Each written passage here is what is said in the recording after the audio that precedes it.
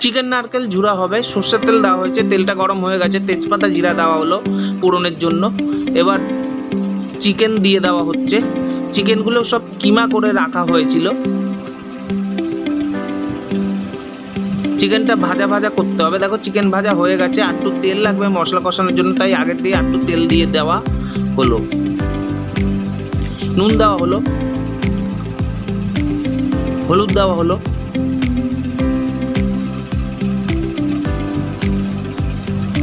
চিনি দেওয়া হলো।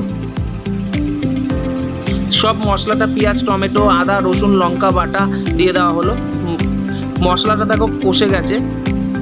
1 কাপ মতন জল দেওয়া হলো। জলটা টানা অবধি ওয়েট করতে হবে। দেখো জল টানার পর নারকেল দিয়ে দেওয়া হয়েছে।